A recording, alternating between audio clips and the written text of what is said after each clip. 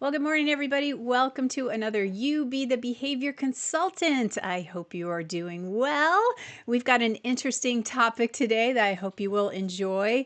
We're going to talk about basically how communications go in when we're talking about animal training, when we're talking about other things, a lot when we're on some of these social media platforms. And this was a really fun one to research. So I hope you all will participate in this one and hopefully relate to it in other ways, maybe not just even in animal training, but in all aspects of our life right now, because I think things are a little turbulent, to say the least. And so maybe this will help you out in some of those areas as well. So if you haven't joined us before, this is You Be the Behavior Consultant. It's a live stream I try to do most Mondays. Oh, Cynthia's here. Thank you for joining us today. And this is how it works. I have a topic for discussion. We do have some questions to prompt your participation. I think this one might be relatable to most people, so hopefully you'll have some things to say. I don't have video examples this week. Sorry, guys. But we do have a lot to discuss. And then, of course, we will have a recap at the end there. So what are we going to talk about? We're going to talk about the reinforcement of conflict, and what do we mean by that? It's breaking this cycle of sort of, I guess, what I would describe as toxicity in our training communications, and what does that mean? Like some of you maybe participating in different social media forms, or maybe even just having a conversation with somebody. And sometimes that conversation doesn't feel very supportive. And that's kind of where I want to go in this conversation. So here's some questions to think about. And of course, things will probably come up as we're talking. But I think a good question is, what reinforcers do you think maintain that sort of, unpleasant, uncomfortable feeling we see in our professional feeds? And, I did use the word hostility here, but sometimes it feels like that, right? Is it about being right? Is it about status? What else could be contributing to those kinds of conversations? And have you been in a situation where you observed that that a fear of how others might respond stops a trainer from publicly sharing innovations that could improve animal welfare? Maybe it's you. Maybe you've done something really cool, or you're really excited about something and you want to talk to other people about it. Oops, sorry, somebody passing by. But you feel a little uncomfortable because you're not sure how people are going to respond. Maybe you've even thought about like doing a conference presentation, but you're kind of concerned. Oh no, I don't know what people are going to say. I don't want to do this in front of my peers because I'm afraid that people are going to be, not so nice to me about it. So what might be some ways people can question shared information without harming that person sharing it? I think that's a really important thing that we want to discuss as well. So let's see. So let's go a little farther into this topic then. So I think the first question I really kind of wanted to explore is, why does it feel like everyone is so mean lately? Why is it even happening?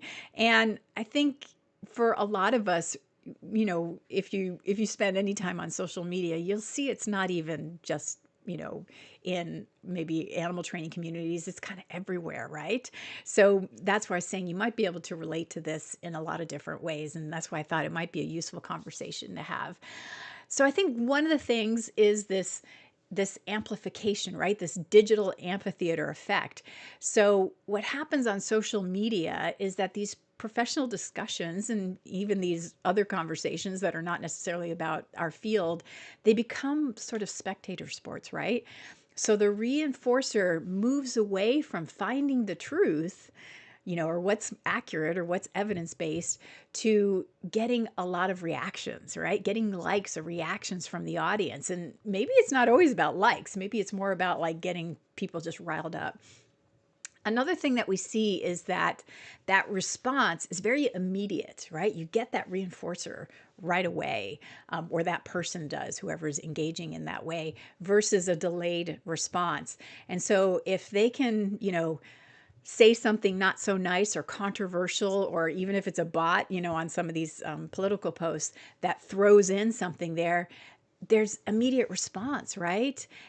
If it was really about getting to facts, maybe they would just send a DM or a message and say, hey, I need some clarification on that. But that doesn't really seem to be the objective sometimes in these cases. It's more about getting that response, right? Getting that reaction. And so that might be one of the things contributing to these things that we're seeing. Another thing that could contribute to some of this is that sometimes when we're sharing information in these, broad forums, it may be written for maybe one kind of audience. Like some of the stuff we talk about here gets to be quite advanced, right? We're really excited about progressing the industry here. And so we'll talk about some really complex topics. And maybe somebody's at a different place in their journey. They're just getting started, or they're just starting to learn about this information. And so if you post this kind of advanced topic and somebody else gets engaged with that, and maybe there's a little bit of misinterpretation, or there needs to be some more discussion, right? And it's just a social media post, so it's not really a true course or educational opportunity that's going to be super in depth. That can trigger some maybe inappropriate conversations, or those conversations where there is some back and forth that maybe isn't quite along the lines that we would like to see, right? And maybe it even makes people angry, and so they're kind of debating in a way that isn't conducive to learning. And then another thing that we sometimes see that is a little bit more difficult if you don't know the players is something that's been called the performative kindness paradox, where there's some folks that will be like almost sugary sweet, like almost a disingenuine kindness, where it's a lot of compliments and a lot of, oh, that's amazing. But then sort of behind the scenes, there's a lot of gatekeeping, and it may be a different type of dialogue being presented. And that can be hard for the folks that know that that's going on. So somebody else who knows that might say, "Oh, that's disingenuine," whereas another part of the audience is going, "Oh, that person is so nice," but the folks that know are kind of going, "But that's not how they behave behind the scenes. Behind the scenes, it's a much different." Person that we see. And so that can lead to this sort of like, what's going on here? This doesn't seem very genuine. All right, moving on here. Another thing that can contribute to some of this, which for me, I find this one really fascinating because I hang out in the music scene a lot. That's why I've got these records here. And this is the idea that success of others in this particular industry feels like a threat. So in some ways, animal training is a bit of a niche, right? It's a small field, especially when we start breaking it down into some of our groupings of like, well, there's, the dog community, there's the horse community, there's the zoo community, there's the companion parrot community. We do have these smaller niche groups with different folks that seem to be a little bit more prominent than others. And there can be this approach of like, if this person shines, then the other one's going to lose their light. And so it kind of creates this situation where we sometimes see this, I don't know, I guess, like they're saying, the scarcity mindset. And like I was saying, for me, I find that really fascinating because in the music industry, or at least the music industry that I experience here in Austin, it's so different from that. The attitude here is that musicians are, for the most part, super, super supportive of each other, and they always go to each other's I don't want to say concerts, but like, live events and things like that, their performances. You'll see a lot of support for one another. Very rarely does somebody say something that isn't very kind or supportive of another artist. And there's a lot of collaboration, a lot of support for each other. And I guess it's because, like we all do, you don't have to buy just one album or one record or one song from one artist. We tend to get information and recordings and music from all the artists.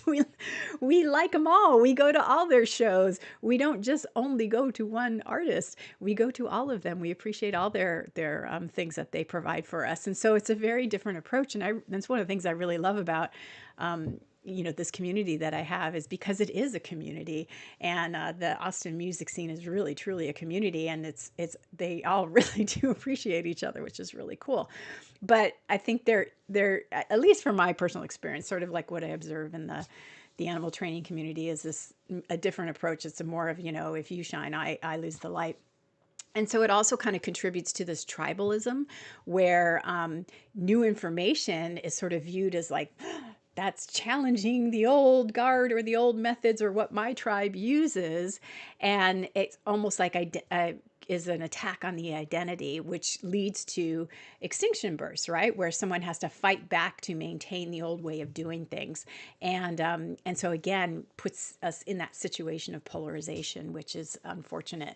And I wish it wasn't like that, but I don't know. It's something I observe. I don't know if you guys observe that at all in some of your different circles that you are participating in. All right. So another thing that I've certainly experienced, observed, is the spotlight hijacking or the co-opting phenomenon. And so what does that mean?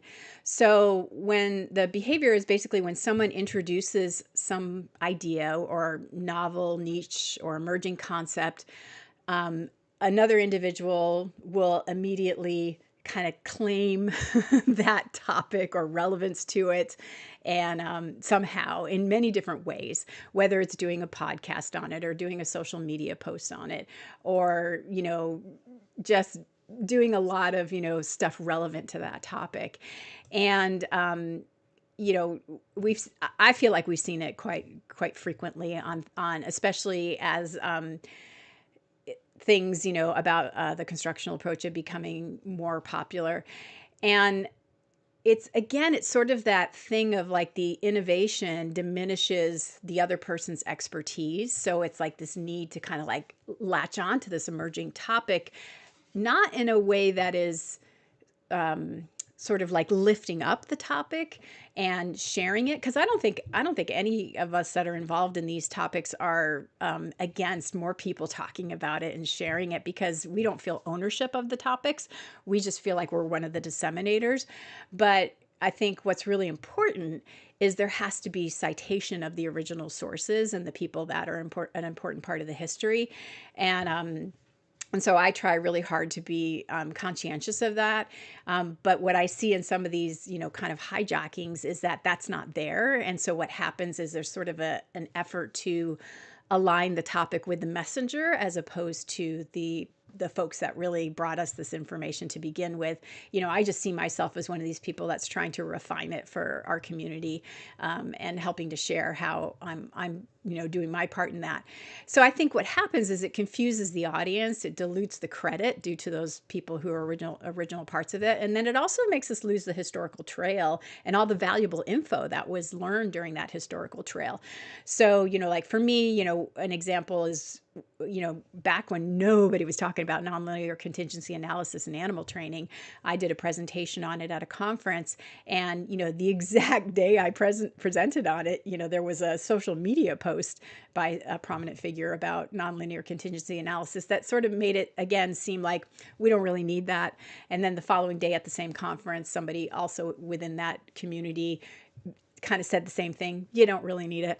And then we recently did a live stream about celebrating the unsung heroes of addressing fear and aggression with negative reinforcement, because it was very important to me when we saw some spotlight hijacking on that topic that we acknowledge those folks that really were the trailblazers on that. So I definitely feel like this is a phenomenon we see in our community that is contributing to some of these challenging conversations. So what are the things that people are doing that I think relate to this, besides the spotlight hijacking, that kind of contribute to the scarcity mindset? So we might see posts where people nitpick on minor details without ignoring the major success. Like, for example, with the negative reinforcement story, it's been a number of years now that people have been starting to share the story of how we apply this and how it's helping us address these things. And of course, in refining the procedure, It wasn't always perfect, but it was obviously creating a massive change in how fear and aggressive behavior was being successfully addressed. But man, there was a lot of harping on, things that were probably not that big of a deal and have since been improved upon tremendously. Cynthia says, what's sad is all this conflict buries the main point of learning new info, that it increases animal welfare. Exactly. And I do have that point in here. And I think that's really the key, right? Really the key. And then we get the yes, but commentary that again is about diminishing the achievement, right? So we have people that are interjecting that to say, but yes, but we've always done it that way, or oh, we were doing that 20 years ago. So again, to try and remove what's actually what people should be focusing on, what might be different or what might be new, or how this is contributing to advancing what we've done in the past, or whatever. So whatever the yes but is. Again, we talked about refusing to acknowledge the source of an idea, the citation failure. So people focus on the messenger and as the originator of the idea instead of where things came from, which basically is plagiarism, right? So it's we're plagiarizing the concepts, the ideas, the shaping plans, the procedures. I think that's really what was happening with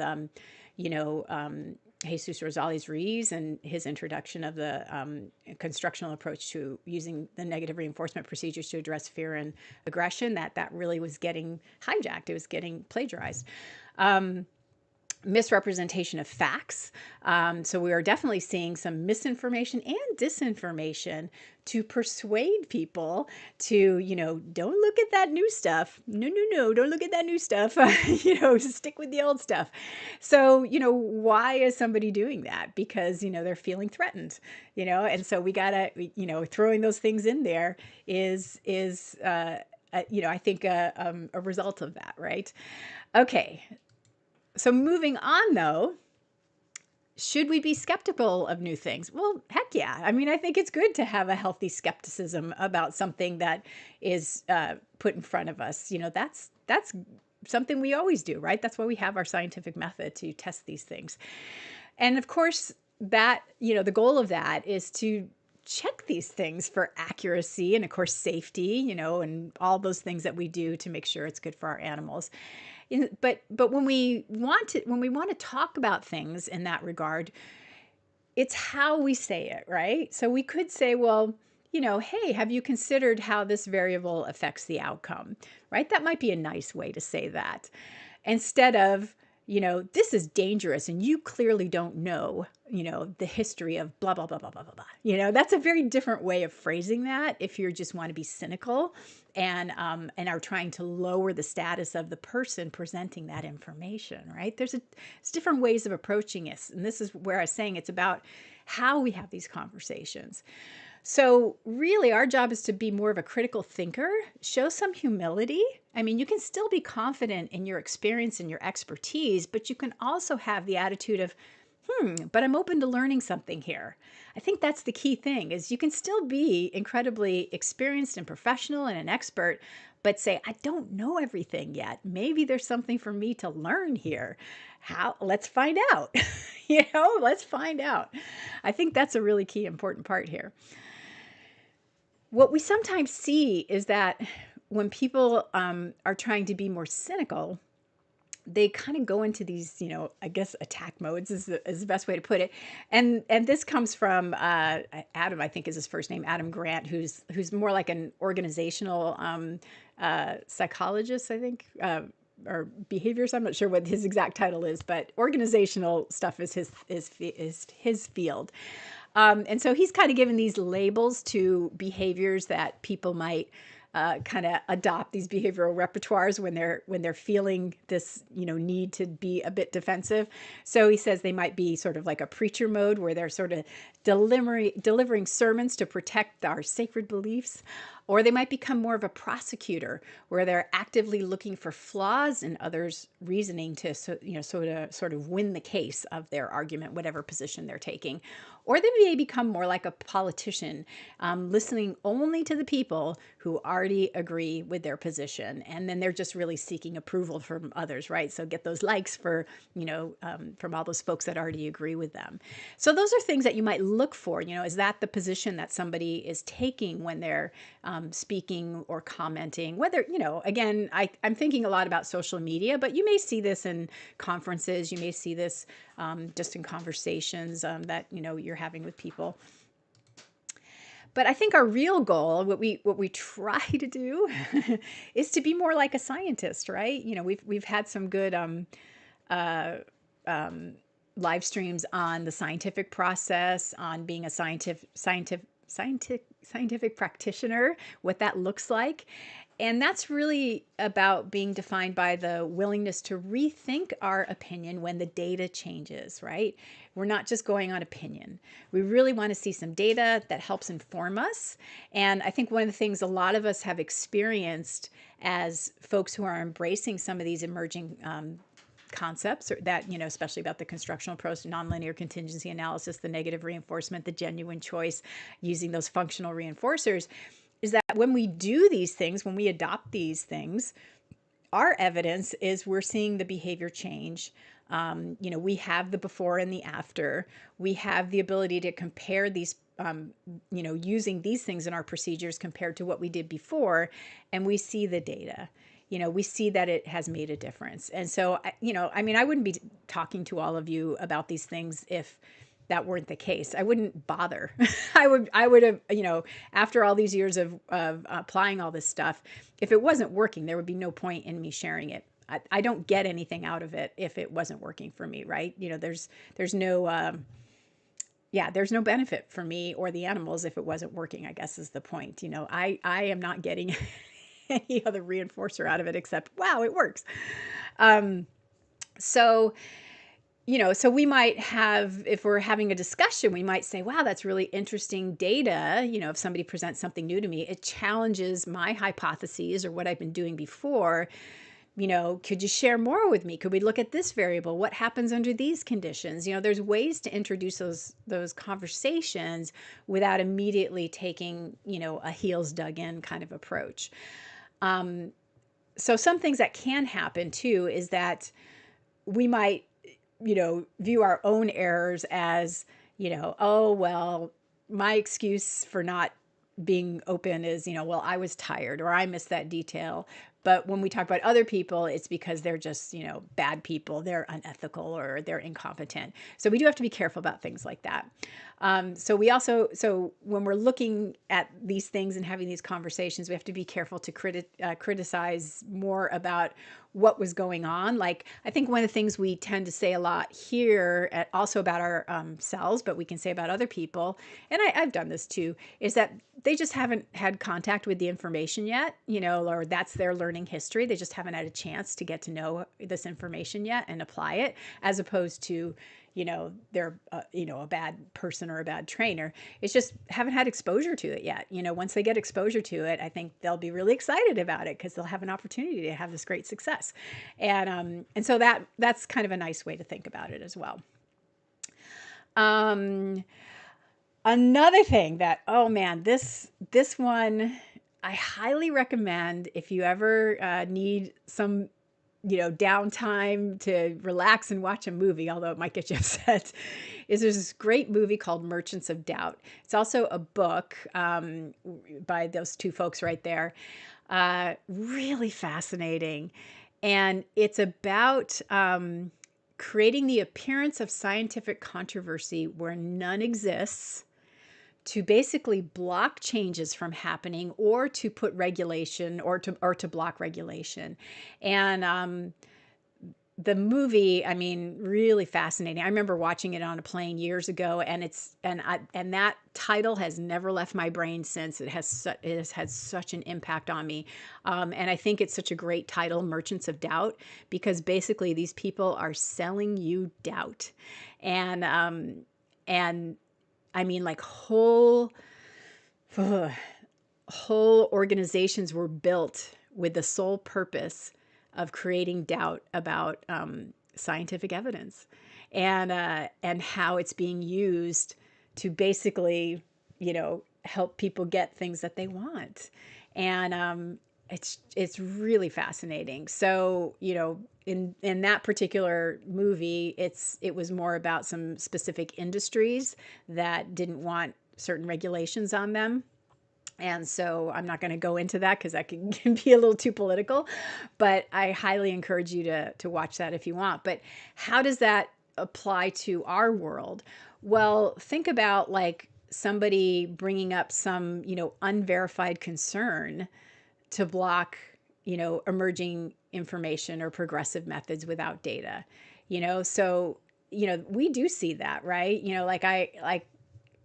I think about some of the things we've talked about with, trying to help people see how negative reinforcement can really make a difference when it's the functional reinforcer, how to shape with negative reinforcement in this non-coercive way that we talk about here, when that's the outcome the animal wants, when the animal wants distance as a reinforcer and somebody is really focusing on superimposition, and using, saying, I got to give the animal food when the animal really wants distance, so, and I mean, I've had a lot of people really push the counter conditioning systematic desensitization angle when, we're like, this animal really wants us to just go away,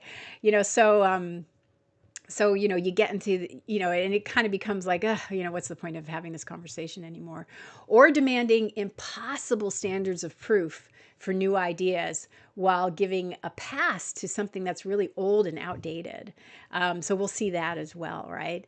And again, we could go down a rabbit hole on some topics on some of those things, but yeah. So I mean, really think about that when somebody is really demanding, like there's no way that this possibly could be advancing our field, and I'm going to give you these, things to prove that there's no way this could be better for our field. Are they being a merchant of doubt? Are they trying to insert the doubt in there to get people, or whoever the audience is, to drop this idea that could potentially advance the industry? And so that those three words, merchants of doubt, hang in the back of my head a lot when I see somebody who's really being proactive about trying to stop progress. Okay, the false balance fallacy. What's that? Presenting outdated information or opinion that it has the same weight as current scientific consensus, right? So again, this might be sort of that comparing tradition, which may or may not be good, right? We always remember that tradition carries the bad as well as the good, with scientific evidence, that those have the same weight. I don't think they do. Tradition and evidence-based are two different things. So think about that. And then what are the reinforcers for those behaviors? It's not really about evidence or fact. It's usually about protecting a legacy, maybe a revenue stream, or community acceptance, right? So a lot of these things in our field are, again, about social reinforcers. What community do you hang with? Who are your people? What side of the aisle are you on? And are you getting those reinforcers from your buddies because you stuck by your guns and stuck with where we are right now, right? And maybe this is starting to feel familiar for some folks. And again, like I said, it doesn't apply just to our industry, although I do feel like we see it in our industry, but it applies to a lot of things in our life. So that's kind of, what really, I would say there was two things that triggered this topic for me. Was one, some observations in our field on social media, and two, just what's going on in the world right now. So again, I kind of felt like, I want to explore this topic for, my own mental health. All right, so here's another thing that I certainly observed. Be curious to see if you guys do. Proxy warriors, or the minion effect. who's doing all this stuff?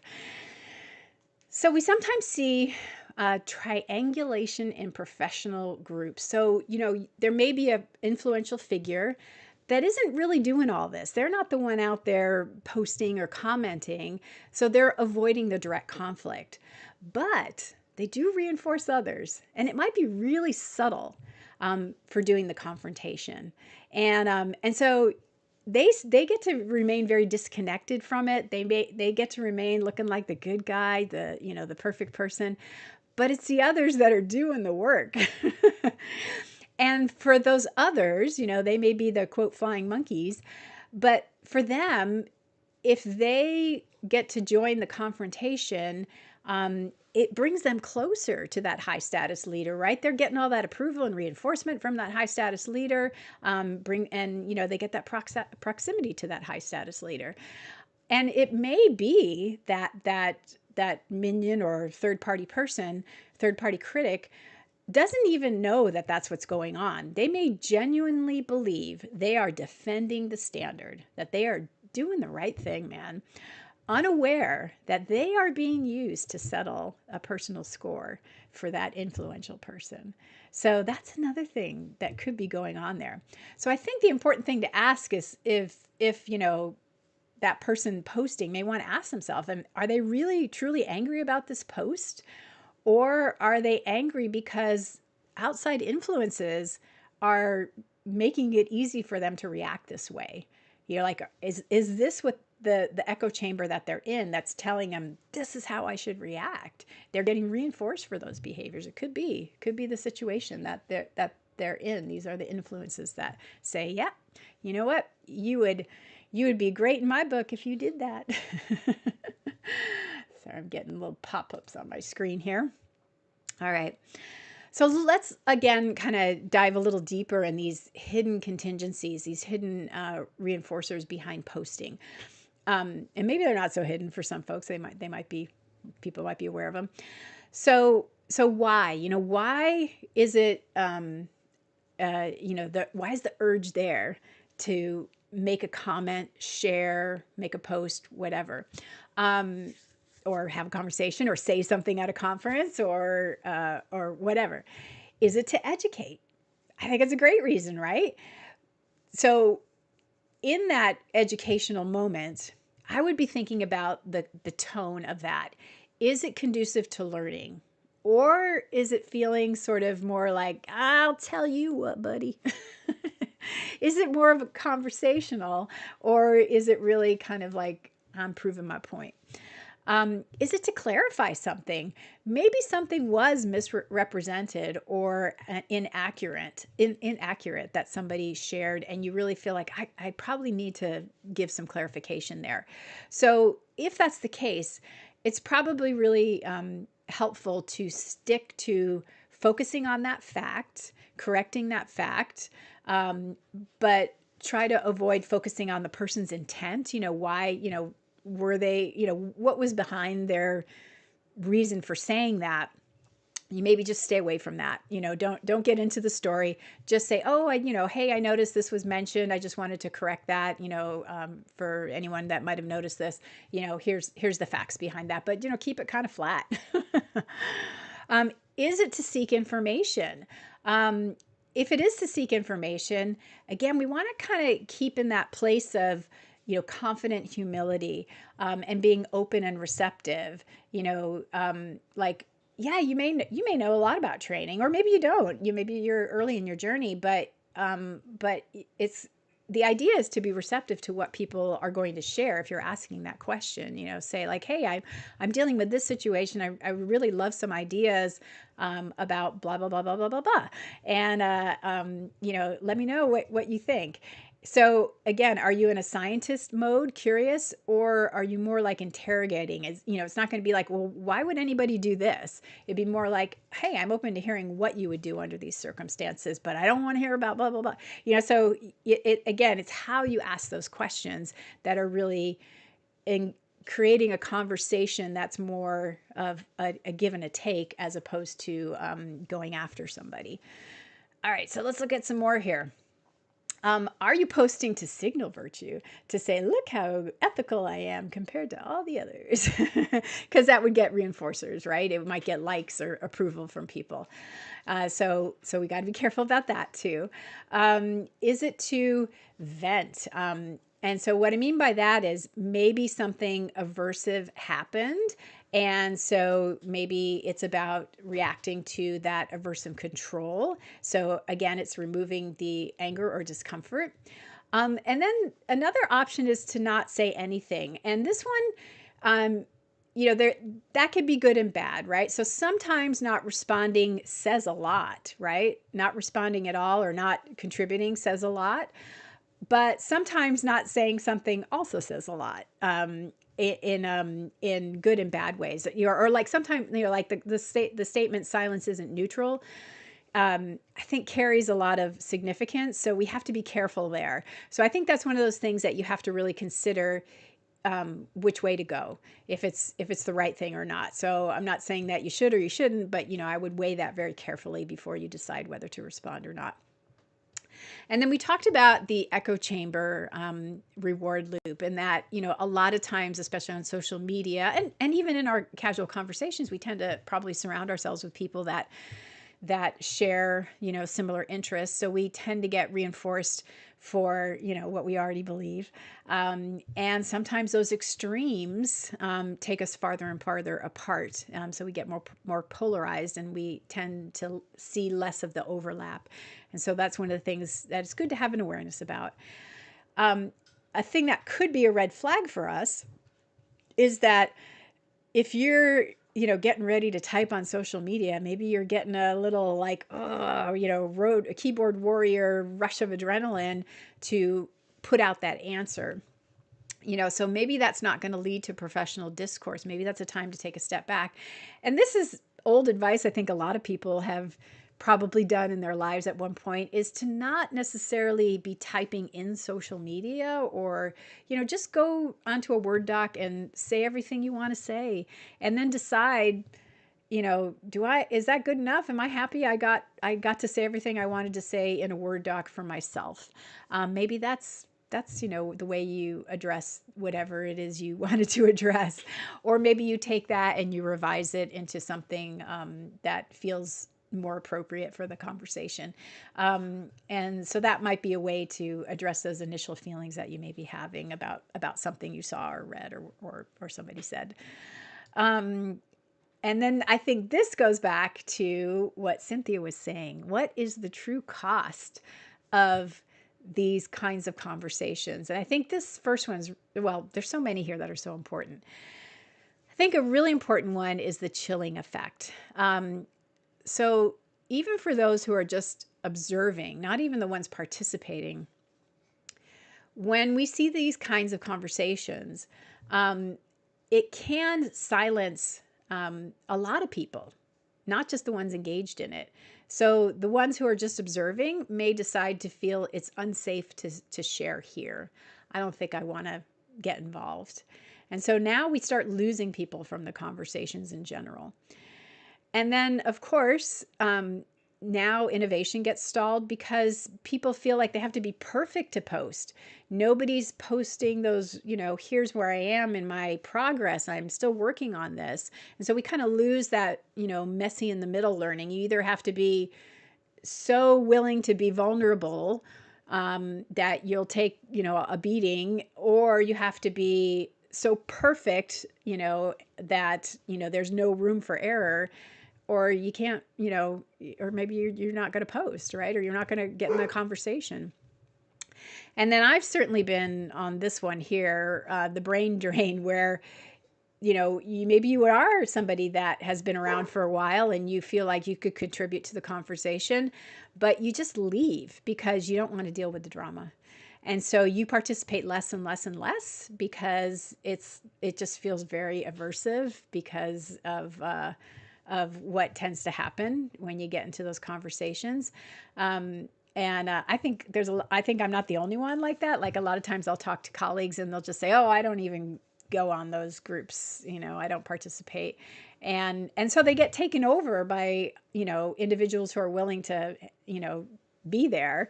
And so you may not be getting access to, you know, the folks that have been around for a while, but the ones who are willing to stick it out.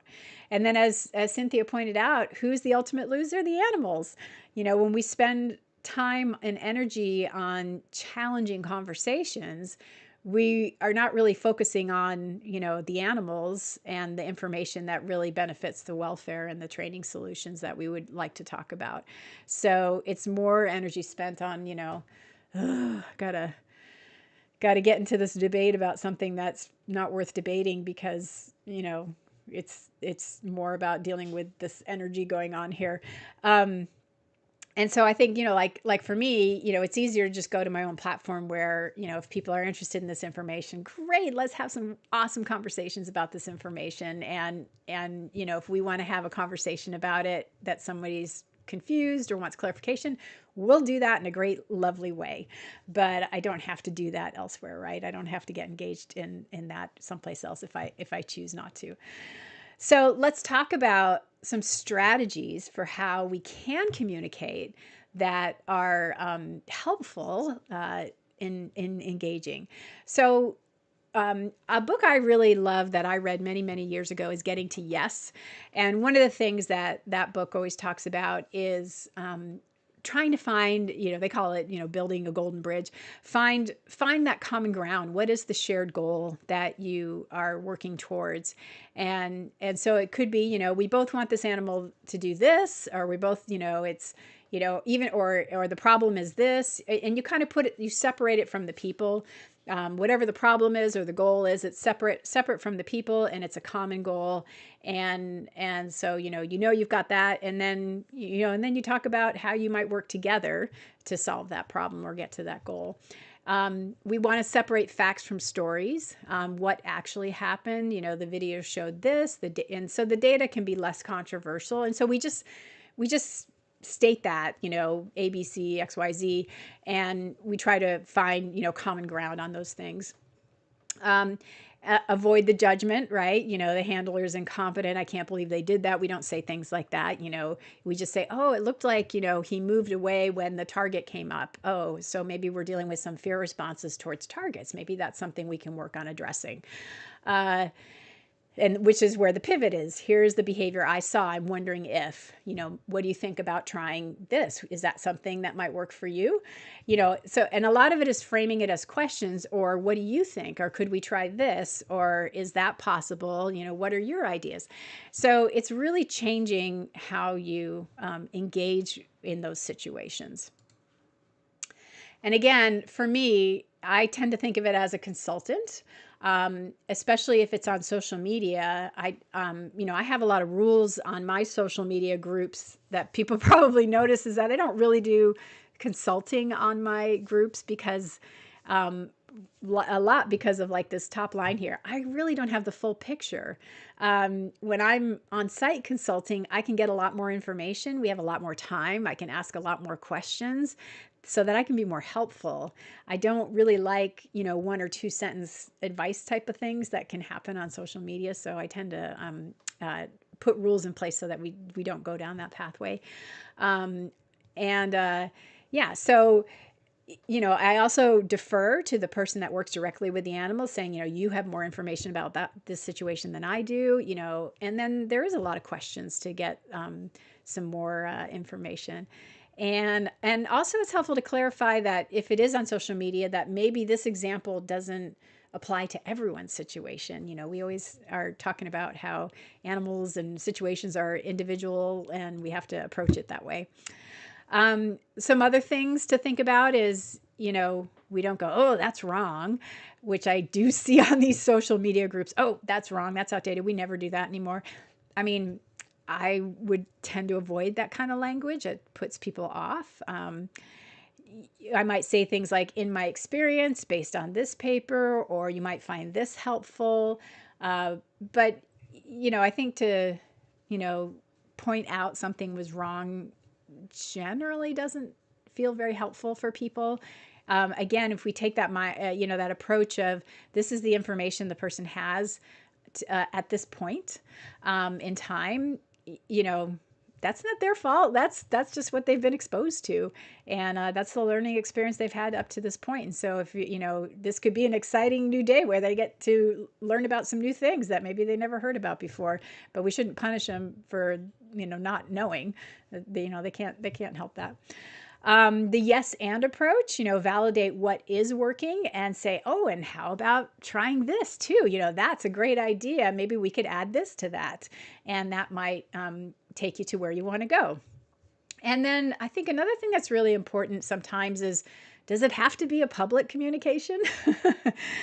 Sometimes if the goal is truly to help the animal in person, maybe it's something that needs to be done in a more private way. And, because this person might be on a learning journey, and does their whole thing need to be, done in a public forum? Maybe that's not the place for that to happen. So those are some other things to think about. Okay, so what are some things that we might really want to avoid that we may see as harmful? Screenshots and subtweeting, and pasting that all in the comments there. Complaints that are clearly about that person.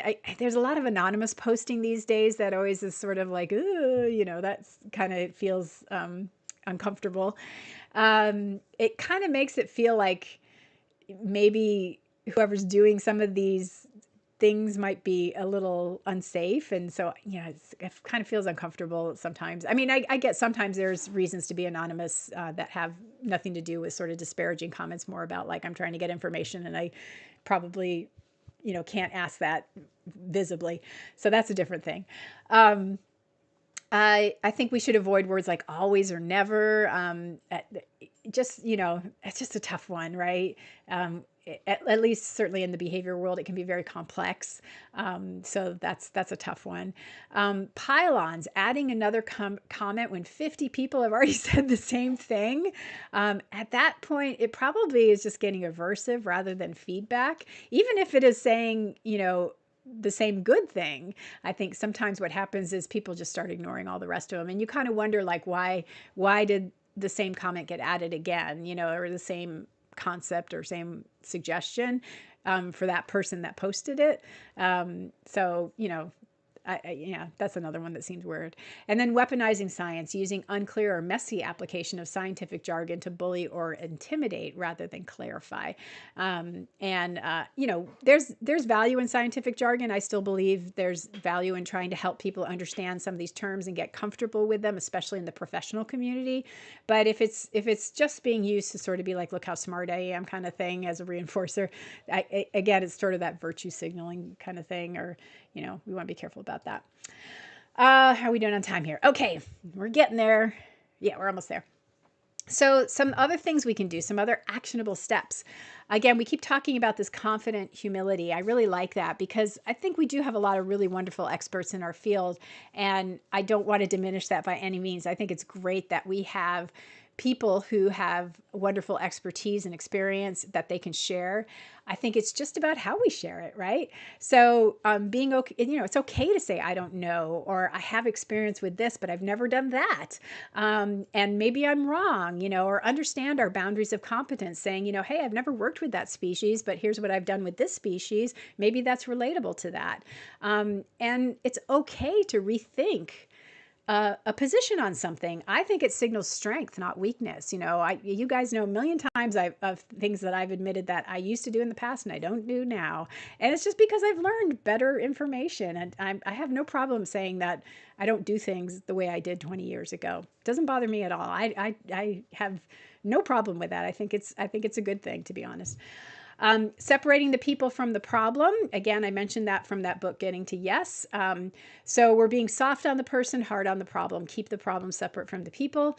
Reinforce the good behavior. With that, I mean, again, being genuine. Genuinely engage politely with people who ask those distinct, polite questions. And again, for me, from, people, having engaged with people who are sort of disingenuine with their niceness, I have sort of a radar for that. I don't like that very much.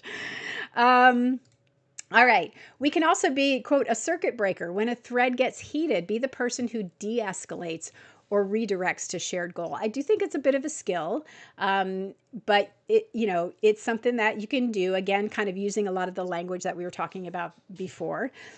You can diversify your sources, follow people outside your immediate camp to prevent those echo chambers. And again, this is where, I think it's really helpful to engage with a lot of different educational resources, not just from within animal training. Again, we've talked about this before with creativity. It's great to have stimuli that come from all kinds of disciplines to help you be more creative, get more ideas. And so I think that's really helpful.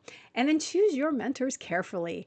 Look for leaders who build others up, not those who bond with people by being harmful towards others.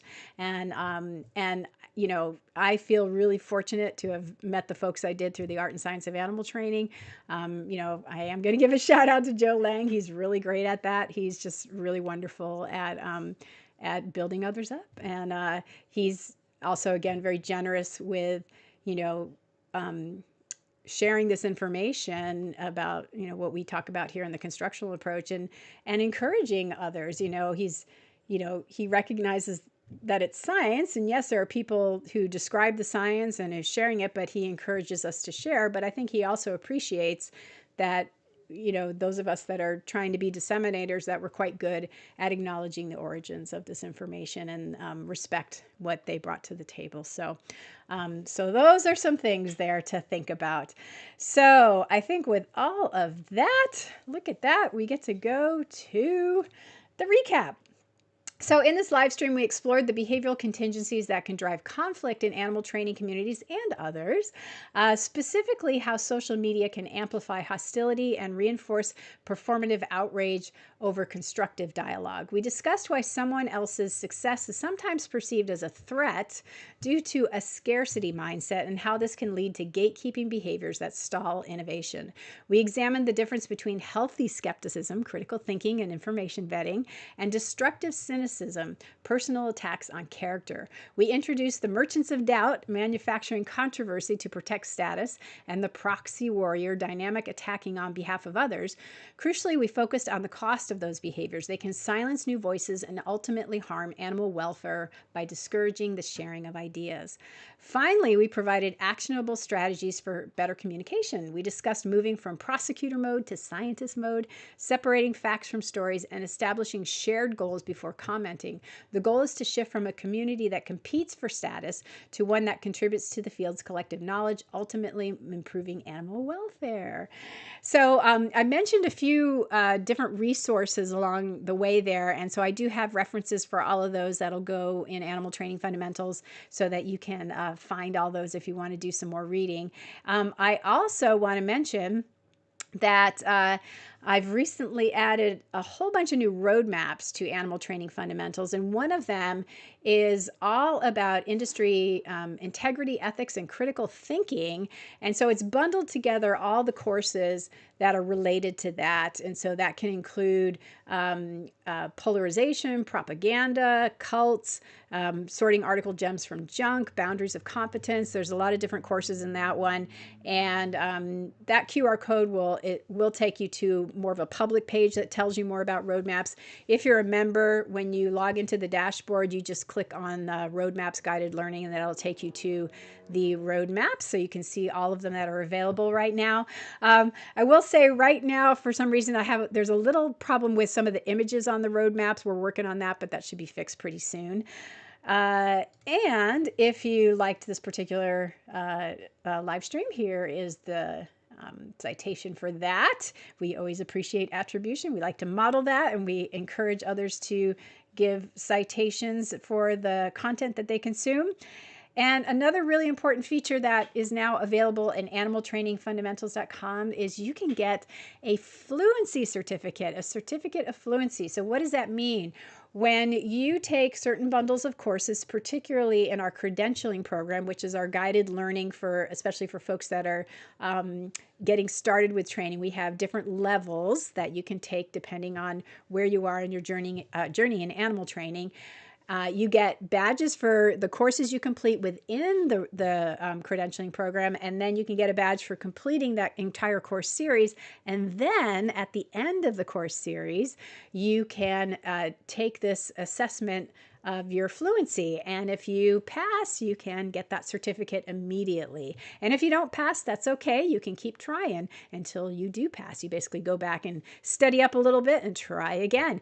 We're super, super proud of this. This is a feature that I don't know that anybody else has. And it's super cool. And we're very excited to have it. And so you will basically test your knowledge, see if you know your stuff. And again, this is a part of our credentialing program.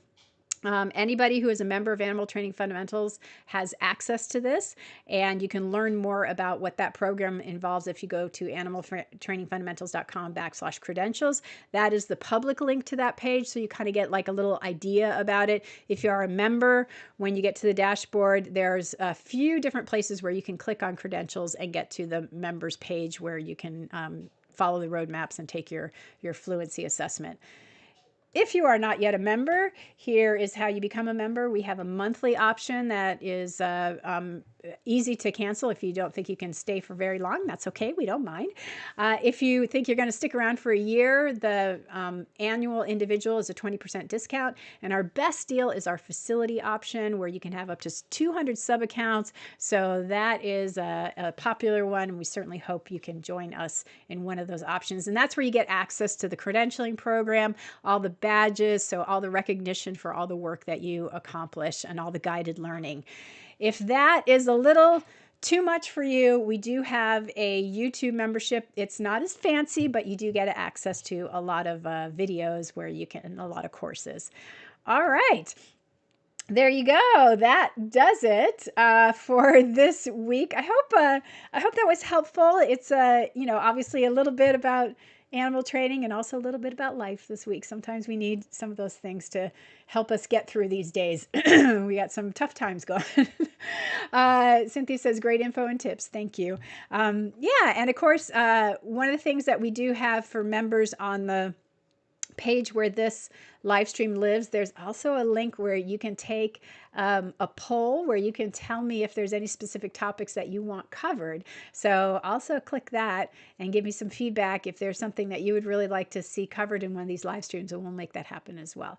But yeah, this one was one that I kind of felt like I needed for me too. So all right, with that, I think I'm going to let y'all go enjoy your day. Hope you're staying warm. It's a little chillier here, but probably not as cold as it is for some of you folks. In any case, we are here next week, so we'll look forward to joining or getting together with all of you next week. And then we also have a Tower Talk next week, not tomorrow, but next week, for members who want to get together and chat about specific topics, about their training, about anything at all. All right, take care, everybody. Have a great week, and we'll see you next